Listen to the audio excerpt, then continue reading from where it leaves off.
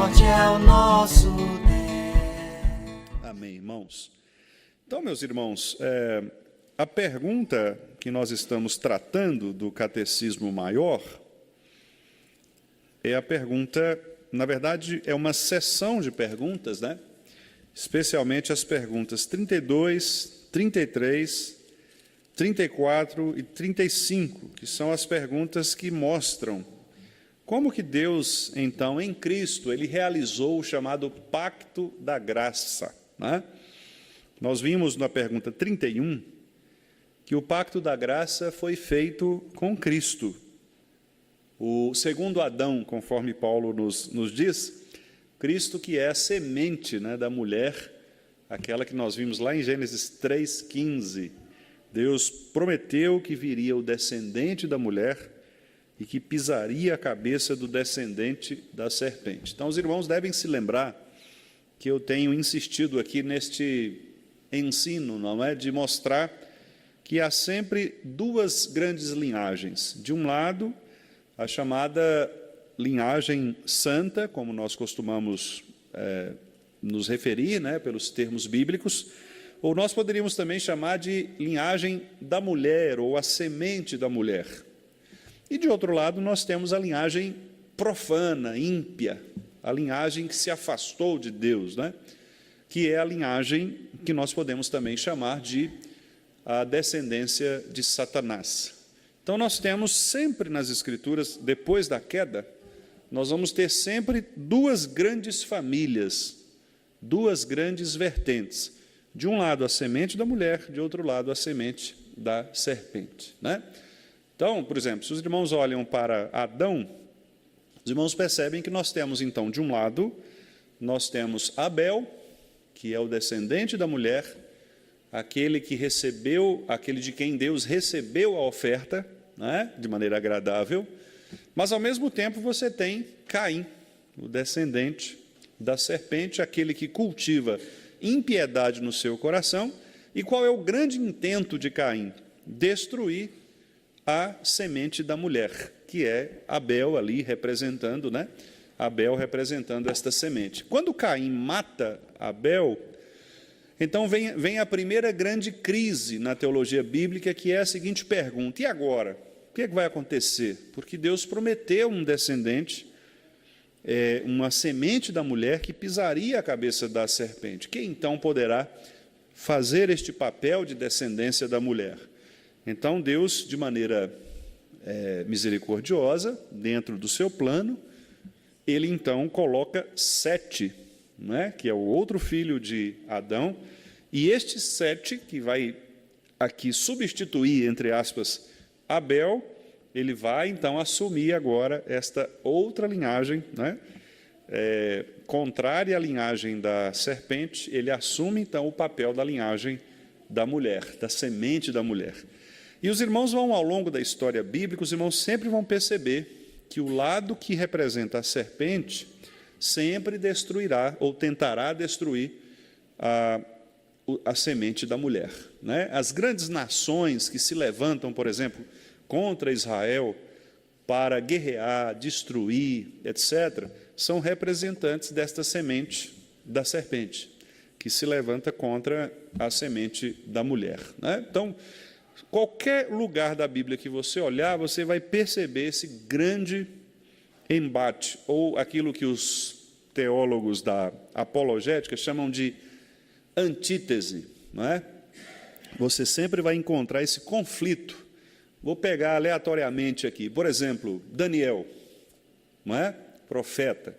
Então você tem ali Daniel e os seus amigos, a sua geração, os crentes ali daquela época, e você tem o grande império babilônico, na pessoa de Nabucodonosor, que se levanta contra esta linhagem. E os irmãos percebem que o grande propósito de Nabucodonosor e do seu reinado ímpio é exatamente sufocar aqueles que são descendentes da mulher, não é? Se você pega qualquer outro exemplo da Escritura, você perceberá que haverá sempre uma oposição ao povo de Deus. Se você vai para Davi, então você tem ali Saul, depois você tem Absalão, não é? Por outro lado, você tem o próprio Davi, você tem Salomão. Então, Deus vai mostrando que, ao longo da história, sempre haverá aqueles que se levantarão contra a igreja do Senhor. E, finalmente, quando nós chegamos a Jesus Cristo, que é o representante, que é o descendente, né? No singular, como nós lemos lá em Paulo, quando Paulo diz assim, olha, a Bíblia não fala de os descendentes, fala de o descendente, que é Cristo, né? Paulo interpreta esse texto lá em Gálatas, dizendo, Deus não falou com Abraão, todo mundo, Deus falou que daria o descendente. E aí Paulo diz, e esse descendente é Cristo. Então, quando chega em Cristo, o diabo já está louco da vida, porque ao longo de toda essa história anterior, não é? E praticamente aí 4.000 anos, se a gente pegar a cronologia bíblica chegando até Adão, nós teremos aí mais ou menos em torno de 4.000 anos até chegar a Jesus. Então, imagina, né, Satanás, em todo esse tempo da queda de Adão, tentando levantar a semente da serpente, tentando destruir o povo de Deus, né, tentando destruir o povo de Deus. Usava pessoas, usava nações, né? Então, o Egito, por exemplo, a própria Babilônia, o Império Assírio, não é? O Império Persa, o Império Romano, que chegou na época de Cristo, pessoas individualmente também, como nós temos os grandes reis que passaram por Israel e Judá, que foram reis, especialmente Israel, né, que foram reis maus, que fizeram o que era mal perante o Senhor, colocavam o povo em situação de iniquidade. Então, sempre Satanás tentando plantar ali problemas no povo de Deus. Aí vem Cristo, e Cristo, Satanás começa a tremer, porque ele sabia, né, a partir dali, ele tinha ouvido a declaração de Deus no Éden, não é? Ele sabia que Deus haveria de fato enviar um descendente. Ele nasce, esse descendente nasce, Satanás fica louco e coloca Herodes para tentar matar Jesus, como ele havia feito com Abel, como ele havia feito com outros do passado, tentando matar a descendência, mas Deus então preserva a sua semente, né, que é Cristo. E aí, quando o Cristo então chega na tentação, que é o início do ministério de Jesus, chamado ministério público, né, de Jesus, que é a primeira grande narrativa dos evangelhos, que é quando Cristo é levado ali para ser, ele foi batizado, depois ele é levado para ser tentado, e aí ele começa o seu ministério efetivamente, o ministério público. Satanás, então, ali ele dá uma cartada pessoal, né? Ali ele deixa de usar, por assim dizer, os seus secretários, e é como se ele dissesse, olha, eu mandei, ninguém fez nada comigo, então eu vou eu mesmo, né? Mas é óbvio que ele sabia que não seria páreo, né, para o poder de Deus, ele conhece Deus. E então ele tenta Jesus para, mais uma vez, fazer com que a semente caísse. Cristo vence Satanás na tentação, prega o seu evangelho, né, que é ele próprio, sua própria pessoa e obra, para o seu povo. É onde a gente entra lá em Mateus 5, que é o que nós estamos expondo nos cultos, né, chamadas bem-aventuranças ali, vai até Mateus capítulo 7, chamado Sermão do Monte, é o primeiro grande sermão que Jesus prega, né, para ensinar as pessoas o que é o reino do qual ele é rei, né? E aí Satanás, então, sabe que a última forma, né, de destruir isso é matando o projeto de Deus. Ele não conseguiu matar a pessoa, ele não conseguiu matar nenhum dos patriarcas do passado, ele não conseguiu destruir o povo. Então, agora, a última chance que ele tem é impedir Jesus de ir à cruz. Porque ele sabia que se Jesus fosse à cruz, ele cumpriria o propósito, né, de salvar o seu povo dos pecados deles. Então, agora, você pode perceber que o grande ministério de Satanás, nesse período do ministério público de Jesus, é impedir Jesus de ir à cruz. Então, ele tenta, de todas as formas, impedir, porque ele sabia que se Jesus vencesse a morte, se Jesus ressuscitasse, Jesus daria mesmo o veredito, né, de estar consumado, que é o que Satanás mais temia. Mas foi o que aconteceu, como nós sabemos, né? É interessante que Satanás usou até o próprio discípulo de Jesus, né, que foi Pedro. Tanto é que aquela palavra de Jesus arreda Satanás, né? Uma palavra duríssima. Claro que ele não estava ali chamando Pedro de Satanás, mas naquele momento Pedro estava cumprindo um papel que era próprio de Satanás, ou seja, impedir o avanço do ministério de Cristo, que era ir à cruz, né? Ele veio para salvar o seu povo dos pecados dele. Pedro, ali naquele coração humano como nós, né? Não conseguindo ver este projeto divino, ele tentou, não fala isso, tal, do Senhor e tal, e Jesus ali o repreende, né? No sentido de dizer, Pedro, a não desejar a minha ida à cruz é papel de Satanás. Quem não deseja que eu vá à cruz é Satanás, né? E aí, toda essa situação que os irmãos conhecem, e Cristo, então, ele vai à cruz, ele morre, e na sua morte ele cumpre o propósito, né, de pagar o pecado, pagar o preço do pecado pelo seu povo. E agora, né, o que Satanás vai fazer? Bom, de acordo com o Apocalipse, sabendo Satanás que pouco tempo lhe resta, porque agora já não mais ele pode destruir o projeto da redenção, porque Cristo já cumpriu, né, agora ele se volta contra a igreja. A igreja passa a ser o grande alvo de Satanás, porque Satanás agora é como se ele dissesse, olha, já está perdido mesmo? Então agora eu vou infernizar todo mundo, né? Já que não deu certo, então eu vou chutar o balde, vou infernizar o máximo que eu puder, pelo menos para dar uma tumultuada no ambiente, né? E aí a gente percebe o Novo Testamento exatamente passando por isso, com as perseguições, não é, aos cristãos, muitas pessoas se desviando do Evangelho por causa dos falsos mestres. Então você percebe que é um tipo diferente de perseguição, né? Agora Satanás ele quer plantar problemas entre o povo de Deus, porque ele quer mesmo causar transtornos, e ele vai causar transtornos até quando Cristo vier.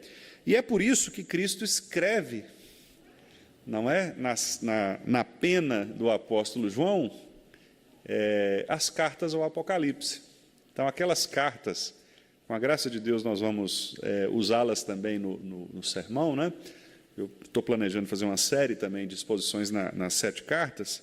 Os irmãos vão ver que elas, na verdade, são são exemplos da igreja como um todo, né? Então, cada carta daquela que você lê, por exemplo, a carta a Éfeso, né? Você vai ver pontos positivos, pontos negativos, o que Jesus fala ali a respeito do contexto daquela igreja, e aí você vai perceber, olha, interessante, a igreja do Vale, ela tem um pouco disso aqui. Ela tem um pouco dessa qualidade, mas ela também tem um pouco desse defeito. Então, aí você vai para Esmirna, a mesma coisa, né? Você olha e fala, olha, engraçado, a igreja do Vale tem um pouquinho de Esmirna e tem um pouquinho de coisa boa e um pouquinho de coisa ruim. Então, as 7 igrejas falam de todas as igrejas, né? É uma maneira de Cristo dizer universalmente acerca do seu povo. Então, nesse Novo Testamento, nessa nova aliança, depois que Cristo cumpre o seu propósito, Satanás agora se volta contra a igreja, para tumultuar a igreja, e por isso mesmo a igreja precisa manter-se firme. Mas manter-se firme em quê? Na palavra que é de Cristo, porque se nós tirarmos, por algum momento, os olhos da palavra de Cristo, nós perderemos o rumo, exatamente pelo fato de que, até Cristo, nós temos todo o ideal, nós conhecemos toda a história, nós sabemos dos resultados, sabemos do que é positivo e do que é negativo, sabemos que se nós obedecermos, a consequência será X, se nós desobedecermos, a consequência será Y. Então, está muito claro, não é? E quando a igreja, então, ela não se volta para esta palavra, e ela tenta criar ela própria suas doutrinas, né? Aquilo que Paulo chama de rudimentos do mundo, né? Ou tradição dos homens, em alguns lugares, como Colossenses, por exemplo, né? Ou doutrina de homens, Paulo também usa essa expressão, ventos de doutrinas, uma outra expressão de Paulo, né? Quer dizer, quando a igreja começa a dar ouvidos a estas outras vozes, que não é a voz de Jesus, nós teremos grandes problemas, porque agora, tudo bem, Satanás não vai poder tirar dos eleitos a salvação, mas ele pode complicar, ele pode atrapalhar, não é? Isso ele pode fazer, plantando tentações, não é? Plantando situações complicadas, a ponto de a pessoa cair mesmo em pecado, não é? Viver talvez uma vida miserável que ela não precisaria, pela qual ela não precisaria passar, não é? Mas ela passa por causa da sua desobediência. Claro que tudo isso, irmãos, com a declaração formal do nosso Pai, né? Deus é quem ordena estas coisas, mesmo a ação de Satanás. E Deus muitas vezes permite exatamente esta ação de Satanás para que a igreja seja provada na sua fé, seja testada na sua fé. Foi o caso de Jó, lá no passado, e é o nosso caso hoje. Deus, então, ele às vezes permite que Satanás ele coloque a sua mão, né, contra a igreja, ou contra indivíduos desta igreja, para que por isso ele possa transtornar mesmo as relações entre os eleitos e Deus, né? E que Deus, inclusive, nos livre disso. E eu fiz todo esse panorama aqui exatamente para lembrar os irmãos, né, daquilo que eu tenho dito. O que nós estamos tratando aqui, nestas quintas-feiras, é sobre este grande pacto de Deus, essa aliança, esse contrato, né, que Deus estabeleceu conosco, o seu povo. Veja que nós estamos falando de Gênesis 3,15. Então, se hoje nós estamos aqui, nesta igreja, neste dia, né, de novembro, hoje é 21, né, de novembro, se nós estamos aqui, 21 de novembro de 2024, é porque lá em Gênesis 3,15, Deus disse, olha, eu vou mandar um descendente da mulher. Quer dizer, a nossa história, ela não começou com o descobrimento do Brasil, né? A nossa história de igreja presbiteriana não começou com o Simonton, no sentido maior, né, do termo. A nossa denominação, sim, mas o povo de Deus, a aliança de Deus com o seu povo, começa lá, né? Por isso que Paulo, em Efésios, diz, olha, antes dos tempos eternos, não é? Vocês foram criados, predestinados, antes do início dos tempos, para quê? Para que na história agora vocês pudessem se tornar santos e irrepreensíveis perante Ele, e em amor Ele nos predestinou para nos fazer adotados, etc. Não é? Então, Paulo mostra ali em Efésios 1 exatamente esta história. E por que isso é interessante, irmãos? Porque é tão interessante assim, eu não sei os irmãos, mas às vezes a gente se pega, né, por alguns momentos, pensando que nós somos exclusivos no mundo, né? Esse espírito de seita que alguns têm, de achar que, não, o cristão de verdade somos nós, crente de verdade somos nós, o restante não, né? As outras pessoas, então nós aqui, como se a história tivesse começado agora. Mas você se esquece de que, não, nós estamos ligados a Abraão, não é? Nós estamos ligados àqueles irmãos nossos que morreram na peregrinação no deserto, quando Moisés os tirou do Egito, era nosso povo. Aqueles irmãos são irmãos nossos. Hoje nós choramos, né, por irmãos que morrem, e nós deveríamos nos lembrar daqueles irmãos que morreram. Nós não convivemos com eles, talvez não tenhamos uma afetividade, né, no sentido de uma proximidade temporal, mas são nossos irmãos, não é?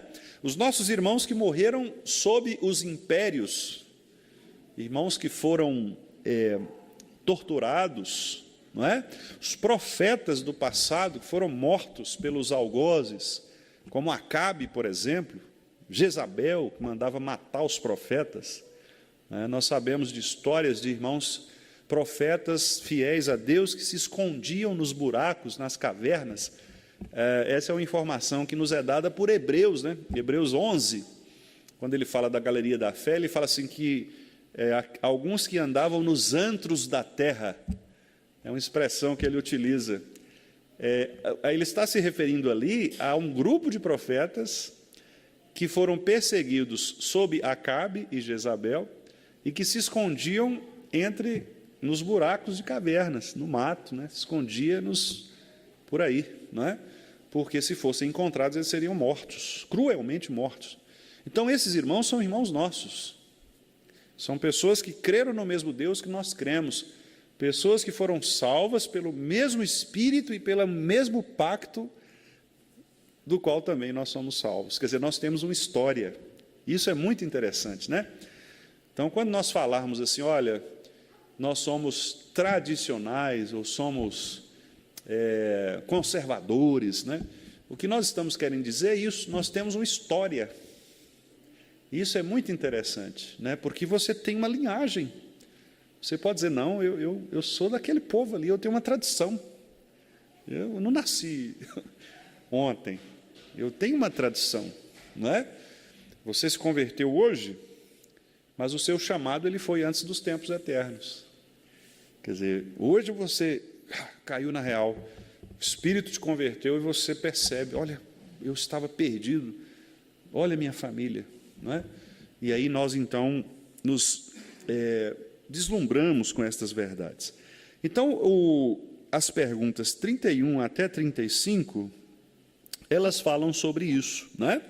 Apenas recapitulando aqui, na 31, então, como eu disse, com quem foi feito o pacto da graça? A resposta é que o pacto da graça foi feito com Cristo, que é o segundo Adão, e nele, em Cristo, com todos os eleitos. Depois, na pergunta 32, como é manifestada a graça de Deus nesse segundo pacto? E aí nós vimos que a graça de Deus ela é manifestada quando Deus livremente provê e oferece aos pecadores um mediador, que é Cristo, né? A vida, a salvação por Ele, por meio de Cristo, exigindo a fé como condição de interessá-los nele. Então, o Espírito implanta a fé em nosso coração, desperta em nós o interesse por Cristo, e nós, então, corremos para este mediador. Deus promete e dá o Espírito Santo a todos os seus eleitos, para neles operar esta fé. E aí eu chamei a atenção dos irmãos para o fato de que nós também somos pentecostais nesse aspecto, né? Porque há um grande problema de nós enfatizarmos, às vezes, uma única pessoa da Trindade e nos esquecermos das demais. Então, Pai, Filho e Espírito Santo. Nós não somos pentecostais no sentido eclesiológico do termo, ou seja, como igreja, mas nós cremos no poder do Espírito Santo. Aliás, não fosse o Espírito Santo, nós jamais seríamos convencidos da cruz de Cristo para nos salvar, não é? Então, Pai, Filho e Espírito Santo. Então, nós somos sim, devemos sim adorar ao Pai, adorar ao Filho e adorar ao Espírito Santo, porque os três são um. Deus, então, nos dá o Espírito para operar em nós esta fé. Sem Ele é impossível a fé. E, a partir desta fé e do Espírito, diz a pergunta ainda, com todas as demais graças salvadoras, para nos habilitar a praticar toda a santa obediência.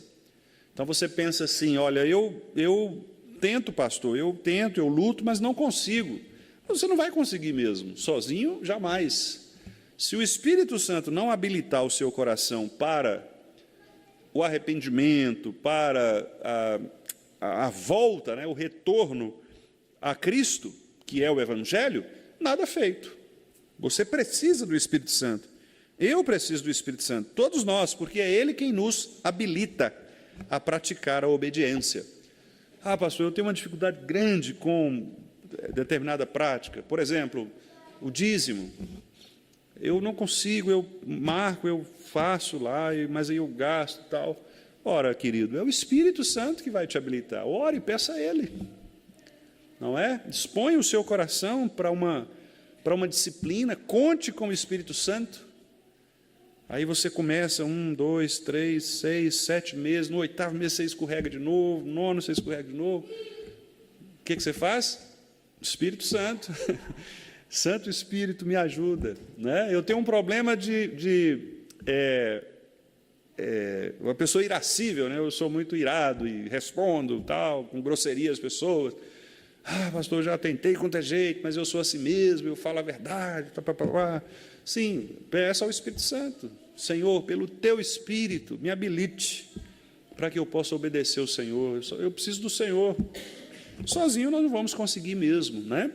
As pessoas que tentam correções sozinhas, pelos seus próprios méritos, do ponto de vista espiritual, elas não vão conseguir. Elas não vão conseguir. E é curioso, né, irmãos, porque nas demais áreas da vida, a gente sempre precisa de profissionais, né? Por exemplo, você começa, de repente, a apertar o olho para enxergar um pouco mais distante, né? Eu já vi algumas pessoas fazerem isso, ir na banca ali, né, seu Edson, comprar aquela lupa, deixa eu ver se serve aqui e tal. Mas não é o mais adequado, né? O mais adequado é você ir a um médico que é especialista nessa área e dizer: olha, ele vai sentar você, pingar o colírio, em alguns casos, você vai ler lá as letrinhas, né? Lê ali na parede, Levi, aquelas letras. Aí. Qual parede, doutor? Quer dizer, ele vai dizer: olha, né, você tem um problema. Quer dizer, o especialista. Se você, por exemplo, tem um problema na sua casa, um problema estrutural, por exemplo, aqui, né, nós vamos passar por uma reforma. Ora, não dá para a gente reunir os homens da igreja e falar: não, vamos fazer o seguinte, vamos quebrar tudo aqui, nós mesmos vamos do jeito que... Não, você precisa de um cálculo, né, questão de segurança. Como é que você vai pôr uma ferragem? Não, vamos pôr qualquer ferro e está bom, né? Você precisa de alguém que estudou sobre isso. Então, nas áreas da vida, isso é normal, né? E aí a gente pensa assim: por que na área espiritual nós queremos transferir essa responsabilidade para outras pessoas, ou para mim mesmo, né, quando é o caso, sendo que o problema é só Deus que pode resolver? O problema não é espiritual? Quem é o mestre, o maior especialista em espiritualidade? Não é o próprio Deus? Não é Cristo? Não é o Espírito Santo? Olha o nome: espiritualidade, quer dizer, o Espírito Santo. Então eu tenho que perguntar para Ele. Não é? Se o meu problema é um pecado, eu tenho que dizer: Senhor, é um pecado, e o pecado é com o Senhor. Então, eu preciso do Teu Espírito Santo, para o Senhor me ajudar a vencer esse pecado, qualquer que seja. Eu tenho atração por pessoa do mesmo sexo. Olha, a Bíblia diz que isso não é adequado.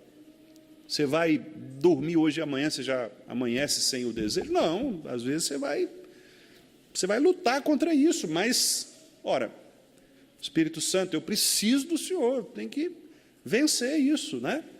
Quer dizer, qualquer tipo de situação, a pergunta diz que o pacto da graça que Deus fez conosco também inclui a ação do Espírito Santo, que nos habilita a praticar toda a santa obediência. Eu acho muito importante isso, irmãos, porque quase sempre a gente vê a obra da conversão como um ponto final da obra de Deus, da obra da graça. Geralmente, quando nós enfatizamos a graça, nós falamos do aspecto da salvação, da conversão, né? Porque a gente se apega muito ao texto de Paulo, que quando Paulo diz: pela graça sois salvos, mediante a fé, e é isso mesmo, obviamente, né? Mas não é só isso. Ali Paulo está tratando de um aspecto inicial da graça, que é, de fato, Deus implantar a fé em nosso coração. E pela fé, nós abrimos os nossos olhos para ver a obra de Cristo. Mas a graça não termina aí. Quer dizer, na nossa luta contra o pecado e na nossa vida cotidiana, a graça continua, eu preciso dela. Não é? E às vezes a gente abandona isso. Tipo assim: não, eu converti, então agora eu ando sozinho. Não dá essa impressão, assim, na prática? Por mais que a gente não declare isso, né? Mas na prática parece isso. Que assim, você estava perdido, Deus te salvou, não é?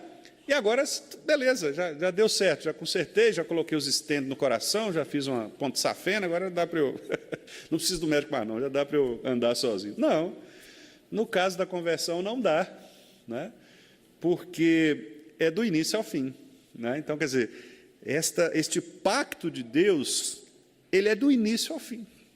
ele chama, aquela progressão lá de Romanos, né? Então, aos que chamou, aí ele vai. Justificou, até chegar em glorificou. Quer dizer, é um processo que inclui um pacote de ações, né, de Deus em favor do seu povo. Aí, inclusive, a pergunta continua dizendo: como evidência da sinceridade da sua fé, gratidão para com Deus, e como o caminho que Deus designou a eles para a salvação. 33. Foi o pacto da graça sempre administrado da mesma maneira? Nós também já vimos esta pergunta. Não. No Antigo Testamento era de uma maneira, no Novo Testamento de uma outra maneira. Por que isso? Ora, porque a revelação de Deus, ela foi uma revelação progressiva. É claro que Davi tinha muito mais conhecimento da história de Deus do que Noé, por exemplo. Porque Davi viu toda a história. Então, isso é natural. É como se você der um livro para uma pessoa ler, um livro de 10 capítulos, um leu um capítulo, o outro leu 8 capítulos. Quem vai saber mais a respeito do livro? Aqui leu 8. Claro, ela vai ter uma dimensão muito mais ampla, né? A mesma coisa acontece com a revelação. Então, Noé teve uma perspectiva, Abraão teve outra perspectiva, Moisés teve outra perspectiva, e veja que é sempre ascendente, né? A revelação vai sempre crescendo. Chega em Davi, Davi tem ainda uma visão mais ampla, até nós chegarmos em Cristo, onde esta revelação ela é completada, né? Ela é assumida na pessoa de Cristo e ela é completada. Então, por isso que os irmãos de Westminster, eles entenderam o seguinte, utilizando os textos bíblicos, né, claro, eles entenderam que no Antigo Testamento Deus operava de uma maneira. Como? Aí nós vamos para a pergunta 34, que foi a pergunta que nós estávamos na aula anterior, no estudo anterior, né? Como foi administrado o pacto da graça no Antigo Testamento? Consegue colocar, por favor, Caio, a pergunta 34, para os irmãos se lembrarem? E aí nós vimos aqui que o pacto da graça no Antigo Testamento, ele foi administrado por algumas formas, né? Por exemplo, promessas. Então, Deus prometia a vinda do Messias, né? E os irmãos podem se lembrar aí de alguns textos que tratam a respeito disso, né? Se você pega qualquer dos profetas, né, você vai ver que sempre há uma denúncia do pecado daquele povo, a promessa de punição para este pecado e a promessa de salvação para aqueles que forem remanescentes fiéis. Essa é a estrutura básica, né, dos profetas. Qualquer livro profético que você abrir, você vai ter mais ou menos essa estrutura. Estou falando mais ou menos porque, claro, vai variar às vezes de um autor para outro, mas a grande maioria dos casos é isso. Você tem o profeta denunciando o pecado do povo e dizendo para o povo: olha, vocês têm 2 caminhos. Se vocês permanecerem no pecado, esta punição, este castigo. Contudo, se vocês se arrependerem, não é? Se vocês voltarem para Deus, aí nós teremos a recompensa. Por quê? Porque a promessa, porque vem aquele que vai purificar completamente o povo e tal, né? A raiz de Davi, a estrela da manhã, quer dizer, vários títulos que nós temos nos profetas a respeito destas promessas. Deus também falava, meus irmãos, pelas profecias propriamente ditas, né? Então, quando os profetas se levantavam, nem sempre para anunciar promessas, mas para dizer, por exemplo, a respeito do poder de Deus naquela determinada sociedade, quase sempre israelita, né, ou judaica, nós vamos perceber que os profetas apontavam para o Deus que viria. Vou dar um exemplo de um profeta que não é normal de ser considerado um profeta, mas é o caso de Moisés, né? Moisés foi o grande profeta, porque, por exemplo, quando aconteceu ali de o anjo da morte passar sobre os filhos do Egito, né? Moisés foi o grande profeta de Deus. E Moisés anunciou para o povo: olha, Se vocês querem escapar da morte, Deus mandou passar o sangue do cordeiro nos umbrais das portas, porque o anjo da morte vai ver aquilo como um selo, como um sinal, e vai deixá-los, né, sem o castigo. Quer dizer, Moisés agiu como profeta, né? Ele anunciou ali uma profecia, uma ação de Deus que, naturalmente, apontava para o Messias também, o sangue do Cordeiro, o Cordeiro de Deus que tira o pecado do mundo. Sacrifícios, né? Nós falamos disso também. Então, o sacerdote ele entrava ali naqueles dias específicos do ano, ficava ali banhado, né, de sangue. Eu até disse aos irmãos que, contrariamente à visão que nós temos uma visão muito romântica dos sacrifícios, né? Como se eu chegasse lá com um animalzinho e tivesse tudo limpinho e fosse ali. Não, era uma cena de horror, porque era uma cena de morte. Imagine você, vamos pegar um número pequeno, um número baixo. Imagine você 500 pessoas ao mesmo tempo, cada uma carregando um animalzinho, ou um animalzão, alguns levavam boi, cabra, né? Ovelhas, jumentos, né? Outros levavam pombinhas. Mas imagine você aquela cena de muita gente aqui reunida na praça ali, todo mundo com seu animal, e uma pessoa só, lá no meio, né, recebendo aqueles animais e sacrificando aquele animal e jogando ali à parte, sangue escorrendo. Não dava tempo para chegar uma faxineira lá, um pessoal da limpeza, né? Não, era sangue. Então, há relatos que dizem que essas cerimônias elas eram extremamente horríveis, né?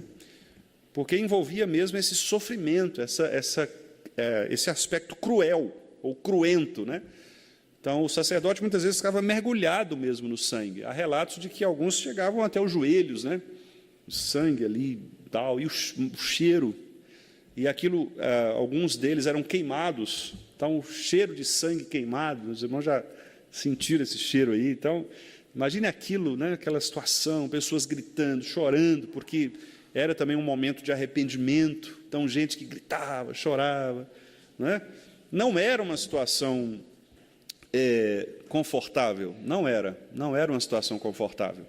Então, para que isso, né? A gente pensa, mas por que Deus fazia umas coisas assim tão estranhas, esquisitas, horríveis, né? Porque Ele queria comunicar exatamente que para haver remissão de pecados seria necessário derramamento de sangue. E aí o impacto que Ele queria causar, do ponto de vista da imagem nas pessoas, é que o sacrifício do sangue não é algo simples de se fazer. Há sofrimento, há dor, existe a parte horrível disso, que foi exatamente quando Cristo passou por todos aqueles açoites, né, que nós conhecemos a partir da sexta-feira, da paixão, ali, aquela situação toda, foi exposto à cruz, né, até a sua ressurreição no domingo. Então, a gente percebe que ali estava só que a gente chama de tipificação. Ele estava tipificando, ou mostrando, ilustrando, né, o que, na verdade, Jesus sofreria. A circuncisão, também nós falamos, né, o pacto de que todo homem, ao 8º dia, ele deveria passar por esta cirurgia, né, no corpo, cirurgia física, no seu prepúcio, porque ali era uma marca, era um selo, né, de que aquela família pertencia ao povo de Deus, né? Então, era uma marca visível. Talvez hoje, alguns teólogos bíblicos costumam associar a circuncisão ao ato do batismo, né, que é um selo, embora o batismo ele não fique impregnado na pessoa, né? Paulo disse que a nossa circuncisão não é mais a circuncisão da carne, mas é a circuncisão do coração, né? O que significa dizer que a marca do cristão, hoje, no Novo Testamento, é um coração cristão. E isso, obviamente, se Jesus disse que a boca fala do que está cheio o coração, e se Jesus disse que o nosso tesouro é o nosso coração, né? Uma coisa habita a outra, como é que você julga hoje alguém que pertence à família da aliança? Não é mais por uma circuncisão, ou seja, não é uma operação na carne, mas é pelo estilo de vida, pelo testemunho, pela prática, pela vida cristã que aquela pessoa leva, não é? ou, em outras palavras, por aquilo que ela externaliza do que está no seu coração. Baseado nisso, é que nós, presbiterianos, não só presbiterianos, os reformados, né, os irmãos batistas também praticam essa mesma marca, né, da igreja, é por isso que nós damos tanto valor à questão da disciplina eclesiástica, não é? Porque a disciplina eclesiástica, alguns falam assim, mas como é que vocês, que são pecadores, é pior do que nós, como é que vocês podem julgar alguém, disciplinar? A Bíblia fala, não julgueis, para que não seja julgados. Quer dizer, usa um tanto de termos equivocados, né? Inclusive o texto fora do contexto, para tentar escapar desse juízo humano, né, que nós fazemos. Mas o juízo humano que nós fazemos, eu digo o conselho da igreja, no caso dos presbiterianos, é baseado exatamente nestas evidências, não é? Porque a Bíblia diz qual é a circuncisão do crente na nova aliança. Qual é a circuncisão do crente? Um coração quebrantado, contrito, que obedece a Deus, ou que se esforça na obediência a Deus. Ora, se uma pessoa, ela diz ser cristã, mas ela vive numa prática de pecado, ou ela incorre algumas vezes em alguns pecados, ela começa a ser questionada em relação à sua identidade cristã.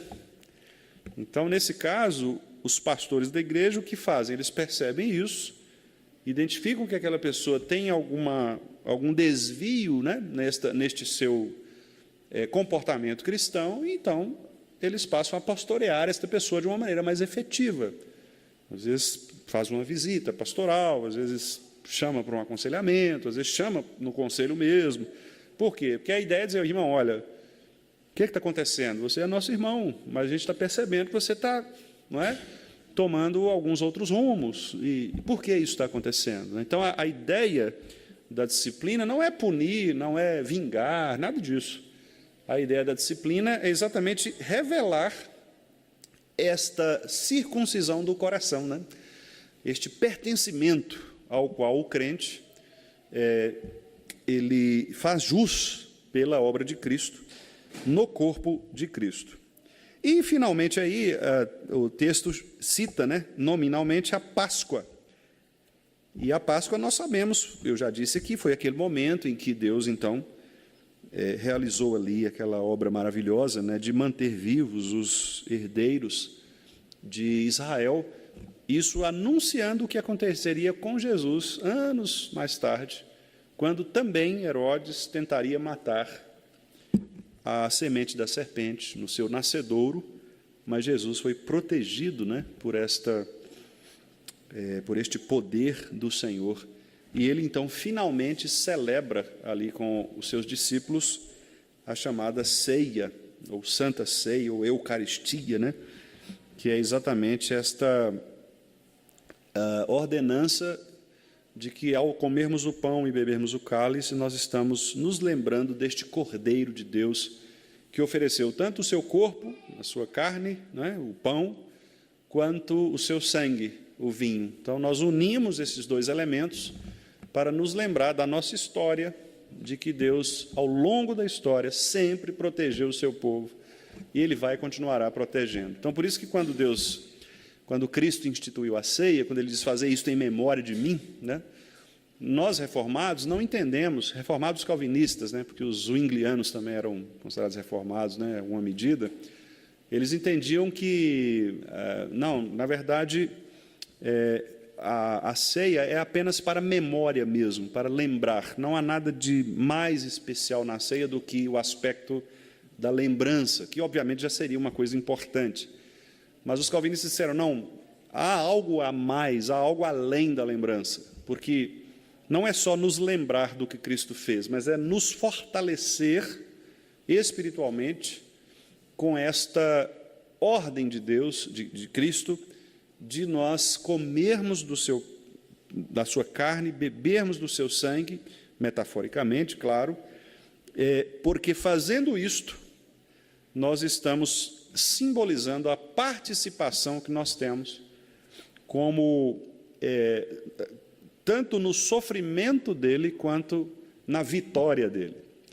Então, para os calvinistas, a ceia, ela nos fortalece espiritualmente, não é? Cristo não está presente ali, é pão e vinho do mesmo jeito, não há mudanças nos elementos, não há um poder específico no elemento. Então, se sobrou ali, por exemplo, o diácono joga fora, descarta, isso não é um sacrilégio, né? Não é um sacrilégio, ele não precisa sacralizar ou santificar aqueles elementos que restam, mas o que nós estamos fazendo é usando estes elementos comuns do dia a dia para dizer: Senhor, nós estamos aqui cumprindo a ordem que o teu Filho deu, de ao comermos deste pão, ao bebermos deste cálice, nós nos lembrarmos da morte de Cristo, da sua ressurreição, e, ao mesmo tempo, nos fortalecermos espiritualmente por este Espírito Santo aqui, que nós vimos, que nos habilita para continuarmos nossa caminhada. Por isso que Jesus falou: fazer isto até que eu venha. Porque a ausência da ceia é um grande perigo para o crente. Quando o crente se ausenta da ceia do Senhor, ele perde exatamente esta conexão com o corpo, não é? Então, é um perigo você se ausentar da ceia, um perigo.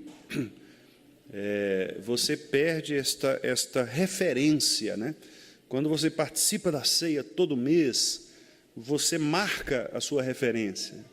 Você está dizendo assim: olha, eu pertenço a esse povo, eu faço parte desse povo, dessa família, eu estou unido a esta família. E se você deixa de participar, você perde a sua relação, percebe? Você perde o pertencimento. Foi isso que levou o próprio pastor Calvino, né, a sugerir a ceia em todos os domingos. Não é? Para o culto calvinista, a ceia deveria ser ministrada todos os domingos. Calvino não conseguiu implantar isso em Genebra. Na época, o consistório de Genebra, que é uma espécie de conselho, né, que regia a igreja da época, né, eles acharam que isso poderia banalizar o sentido da ceia, algo assim. Calvino não criou confusão, não fez briga com isso, embora ele tenha deixado claro, né, que ele preferiria que a ceia fosse ministrada todos os domingos. Tá? Eu, particularmente, acho que... Eu também já pensei nisso, né? Eu acho que seria muito interessante você ter o sacramento ali no culto ao Senhor. É uma forma de você, de fato, ter um elemento a mais, né, para se alimentar. Mas, assim como Calvino também, não é algo que deva causar divisão entre nós, né, ou qualquer tipo de polêmica nesse sentido. Quando o conselho entende que é mais prudente manter apenas um dia do mês, não há nenhuma dificuldade, né, quanto a isso. Poderíamos fazer 2 domingos, não há nenhuma dificuldade quanto a isso. Algumas comunidades chegavam a fazer até há mais tempo, né? Aliás, esse era um problema de Calvino, porque lá em Genebra, às vezes, a ceia era ministrada de 3 em 3 meses. Então, Calvino achava muito espaçado o tempo, né? Porque a pessoa vinha, participava, depois sumia. Não tinha aquela ideia da membresia, né, como nós temos aqui. Aqui está todo mundo pertinho, né? Você sabe onde a pessoa está, mas não era na época de Calvino, né? Não tinha nenhum tipo de recurso, né, de comunicação. Então, o camarada vinha para a ceia e depois sumia, não voltava mais à igreja. Então Calvino falou: olha, vamos fazer a ceia repetidamente, porque isso vai atrair as pessoas, né, para o sacramento, e elas vão vir para a igreja. Então, é uma maneira interessante, sim, né, de fazer com que o pacto da graça seja também evidenciado. E o texto, então, diz que estas formas, irmãos, promessas, profecias, sacrifícios, circuncisão, Páscoa, outros símbolos, né, como foi o caso, por exemplo, do arco-íris, símbolo, a própria arca da aliança, né, as tábuas da lei, a vara que foi convertida ali em cobra e depois serpente, né, depois transformada em vara novamente, usada por Arão. Todos esses símbolos, né, do Antigo Testamento, as ordenanças, por exemplo, os dias santos, os tipos de ofertas, tudo isso, né, o texto aí está dizendo que estas coisas tipificaram o Cristo, o Messias, né? Christos, que é um ungido, que é a mesma raiz do Messias, só que Messias está no hebraico, Cristo está em grego, mas é a mesma ideia, né? O ungido, que havia de vir, né, no tempo futuro daqueles irmãos do passado, e eram, quer dizer, esses símbolos, ordenanças, eles eram naquele tempo suficientes para edificar esse povo. Então, Deus usava estes recursos, né, para que eles fossem edificados na fé neste Messias que viria. Então, nada faltou a eles para que eles pudessem crer em Cristo Jesus. Claro que eles não tinham, como eu disse, né, toda a revelação completa na sua mente para perceber a história da redenção, como nós temos. Mas aquilo que eles tinham era suficiente em sua época. Porque, veja bem, Noé, por exemplo, o mundo de Noé era um mundo pequeno, restrito, o universo de Noé era pequenininho. Então, para Noé, a arca foi suficiente para significar o poder de Deus de salvar sua família da destruição. Aquilo foi suficiente, percebe? Mas em Abraão já não era mais suficiente, por quê? Porque Abraão já tinha um conhecimento mais amplo. Então Deus precisou usar outras coisas. Deus precisou usar outros elementos. Quer dizer, a arca já não colaria mais, entre aspas, se fosse no tempo de Abraão, porque quer dizer, já tinha passado algumas coisas da história. Então, gradativamente, Deus foi se revelando, né? E aquilo era suficiente nesse tempo. Suficiente para quê? Para edificar a fé no Messias prometido, por quem tiveram ainda nesse período, quer dizer, cada um no seu período histórico, né? Eles tiveram a plena remissão do pecado e a salvação eterna. Então, Noé foi salvo pela graça. Ele não foi salvo pelas obras. Abraão foi salvo pela graça, né? Qual graça? Cristo não tinha vindo ainda? Cristo não tinha morrido? Como assim, pastor? Bom, a graça revelada nestes símbolos e ordenanças utilizados por Deus para, naquele tempo, serem suficientes para apontar para esse Messias que viria no tempo futuro. Então, eles creram na promessa, eles creram no Cristo que viria. Nós cremos no Cristo que veio. Percebe? Cristo é o divisor da história. Antes de Cristo, depois de Cristo. Então, os nossos irmãos do Antigo Testamento creram no Cristo que viria. E creram acertadamente pela fé que foi implantada no seu coração pelo Espírito Santo de Deus. E nós cremos no Cristo que veio, pela mesma fé, pelo mesmo Espírito, que também nos são implantadas por Deus. Então, percebe que não há, então, distinção do poder da graça no Antigo e do Novo Testamento. No Antigo Testamento tem graça do mesmo jeito que há no Novo, assim como no Novo existe lei do mesmo jeito que há no Antigo. Não existe essa separação entre, não, lá é a lei e aqui é graça. Não, não existe isso. Há lei e graça no Antigo, há lei e graça no Novo. Agora, elas são mostradas, manifestadas de maneiras distintas, né? Mas elas estão lá. Por isso que Jesus falou aos discípulos no caminho de Emaús, né? Lucas 24. Olha, se vocês tivessem lido os Salmos e Moisés, os profetas, vocês teriam conhecimento de mim, porque eles falavam de mim, né? Ou seja, eu estou lá.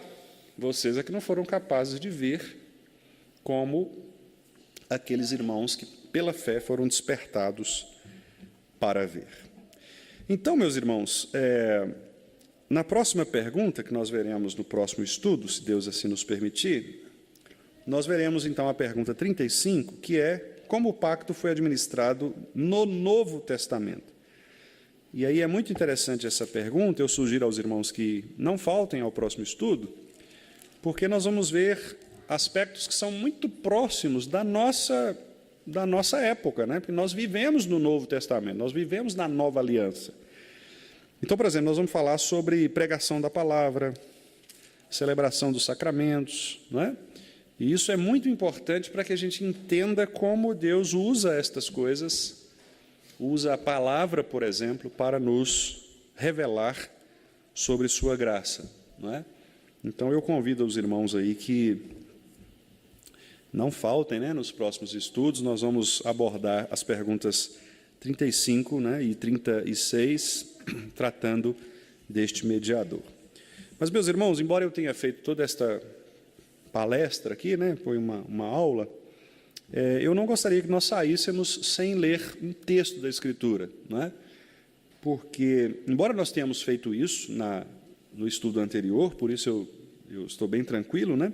Nós lemos cada um dos textos, mas eu penso que é muito interessante nós não sairmos daqui, porque se nós estamos afirmando, né, que todas estas coisas são fruto da revelação de Deus, né, da palavra de Deus manifestada de vários modos, então nós não podemos ignorar a palavra de Deus e sair daqui com o coração um pouco mais preenchidos, né, desta verdade que nós já conhecemos, já lemos, mas que devemos reforçá-la. Então, eu quero convidar os irmãos para a gente ler aqui, finalizando, então, Gálatas 3. Nós fizemos essa leitura já, mas eu gostaria que nós recapitulássemos. Esse é um texto fundamental para nós. Gálatas 3, versículo 7, a partir do versículo 7. Eu vou ler o versículo 6 também. Aliás, eu vou ler do versículo 1, eu vou fazer a leitura, e quando chegar no tópico aqui, eu explico aos irmãos. Olha, Paulo está falando, os Gálatas, eles tiveram um problema muito grave, porque eles começaram a dar ouvidos a falsos mestres. E não era assim, vamos dizer, qualquer tipo de falso mestre. O problema dos Gálatas é que eles estavam transformando o evangelho, e eles estavam aceitando um tipo muito grave de heresia, que era os chamados judaizantes. Esse povo, eles queriam fazer o seguinte, eles queriam que os cristãos voltassem a praticar algumas das coisas que os judeus praticavam. Então, eles diziam o seguinte, que para ser crente mesmo, eles tinham, por exemplo, que passar pela circuncisão. Todo homem teria que passar pela circuncisão na carne. Diziam, por exemplo, que se eles queriam ser cristãos mesmo, eles teriam que continuar guardando os dias sagrados, conforme ordenados por Deus, lá no Antigo Testamento. E Paulo ficou assustado com isso. Eles queriam que eles interferissem na dieta. Então, aqueles animais que Deus havia proibido, eles também deveriam manter aquela... Então, Paulo falou, olha, vocês estão misturando as coisas. O que vocês estão fazendo aí não é nem uma coisa nem outra. Não é nem judaísmo, nem cristianismo. Por isso que ele fala lá em Gálatas 1,6, ele fala, ó, admira que vocês estão passando, deixe para um outro evangelho. Ele fala assim, que nem é outro. Porque ele é tão esquisito que não dá nem para a gente chamar de evangelho, né? Porque vocês estão fazendo uma mistura.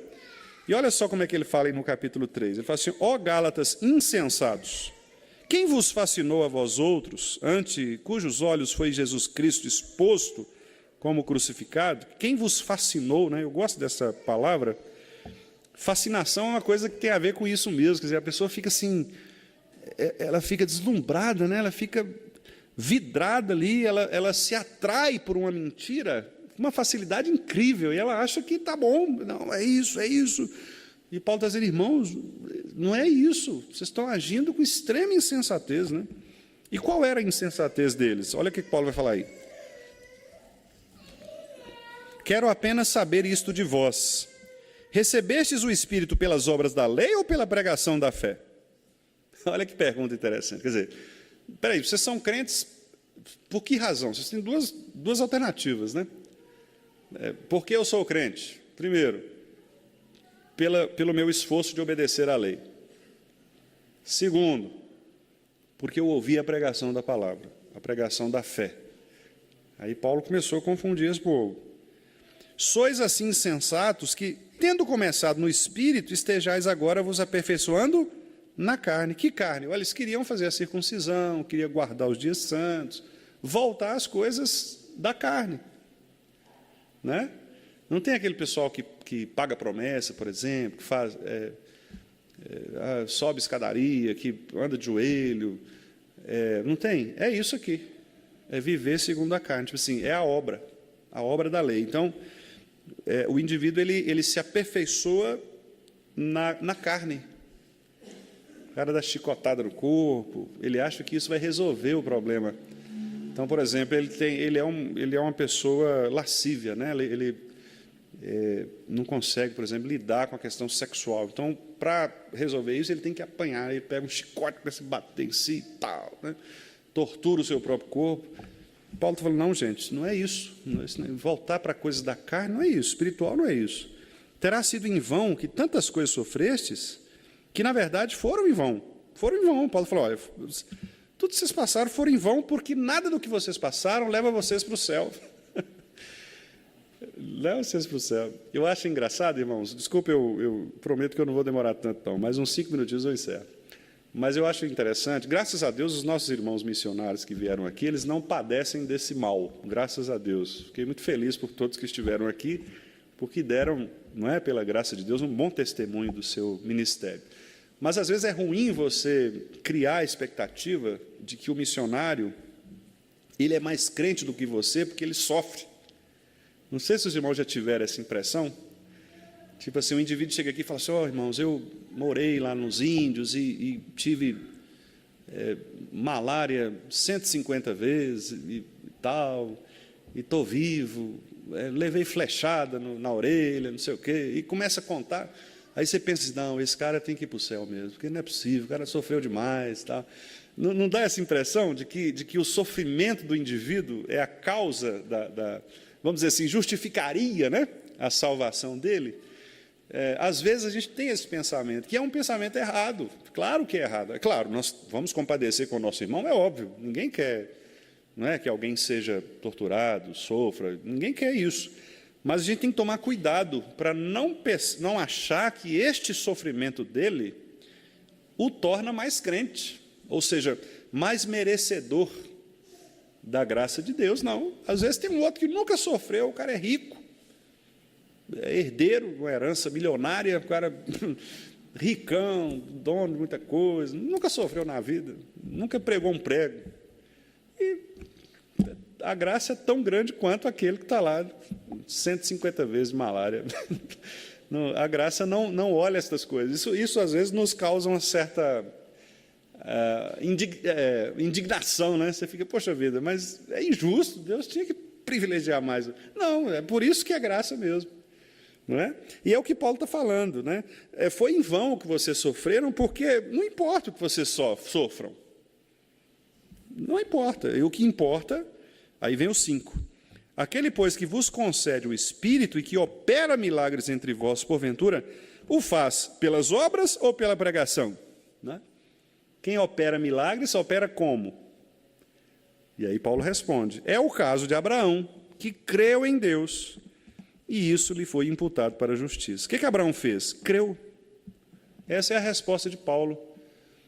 Veja que Paulo não dá nenhum currículo aqui de Abraão. Abraão ele foi salvo porque ele tal, não sei o quê, ele foi lá em Abimeleque, ele deu dízimo para Melquisedeque. Não, nada disso. Paulo está dizendo, ele creu, e isso lhe foi imputado para a justiça. Aí alguém pode falar assim, beleza, mas ele creu, né? Foi Abraão quem creu. Aí Paulo, obviamente, diz para nós assim, não, mas a fé é dom de Deus. Então, se ele creu, é porque Deus o fez crer. Nada depende dele. Né? Sabei, pois, que os da fé é que são filhos de Abraão. Ora, tendo a Escritura previsto que Deus justificaria pela fé os gentios, pré-anunciou o Evangelho a Abraão, em ti serão benditos todos os povos, abençoados todos os povos.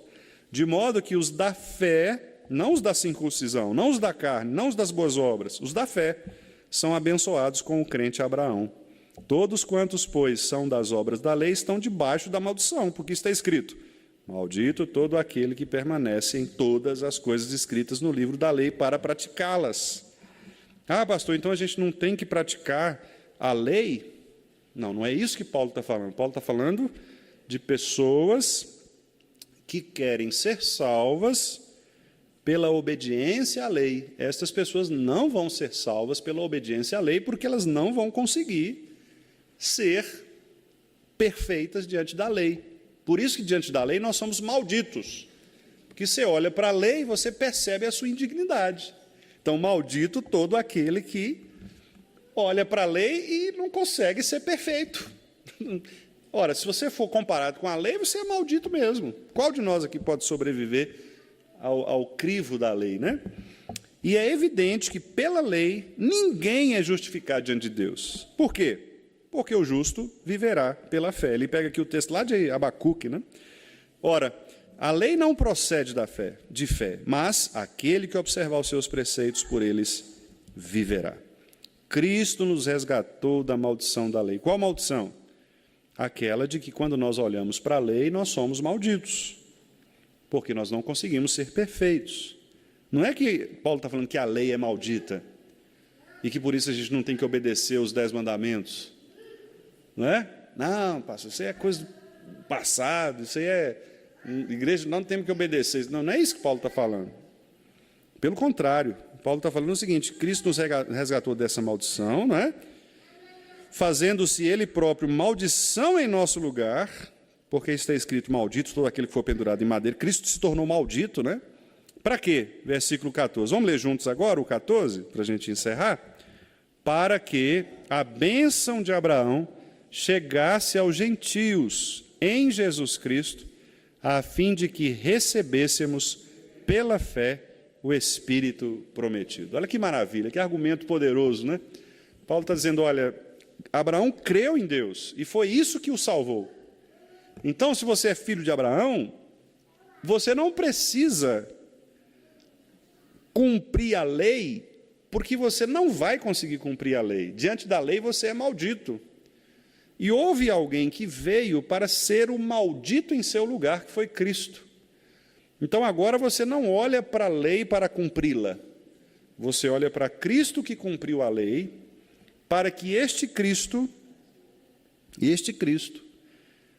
nos habilite, pelo seu Espírito, o Espírito prometido, pelo seu Espírito, a praticarmos pela fé esta lei. Observa a diferença? Então, eu não cumpro a lei para ser salvo, mas eu obedeço à lei porque eu sou salvo, habilitado em Cristo. Então, eu olho para a lei agora não mais como algo que me condena, mas eu olho para a lei agora como algo que é o meu direcionamento, algo que eu preciso fazer, porque Deus está dizendo, olha, este é o melhor caminho. Muito interessante, não é, irmãos? Então, deste modo, Deus em Cristo, então, revelou, não é, o seu pacto. E a minha oração, irmãos, é que nós, né, especialmente a Igreja do Vale, possamos perceber isso nos mínimos detalhes de nossa vida, né? A gente precisa se lembrar assim, olha, eu não sou eu sozinho, eu faço parte de uma família. Então, aquilo que acontece a mim, acontece à minha família. Nós somos um povo. Então, eu não tenho que olhar para a irmã Beth como se ela fosse uma pessoa isolada. Não, ela é minha irmã. Ela pertence ao povo ao qual eu pertenço. Não é? Irmão Ronaldo, irmão André, irmão Alain, todos nós pertencemos a um único povo. Um único povo. Então, nós temos que lutar por nós, não é? Lutar por nós, velho. Foi o que Judas disse lá na sua carta.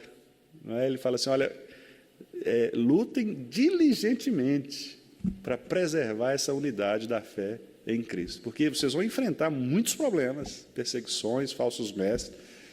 Mas é o seguinte, só tem vocês. Então, se abracem, se fortaleçam, preparem-se, porque vocês são o povo. Né? O povo. Que Deus nos abençoe, meus irmãos, e nos fortaleça, né? Peço desculpa aos irmãos aí pela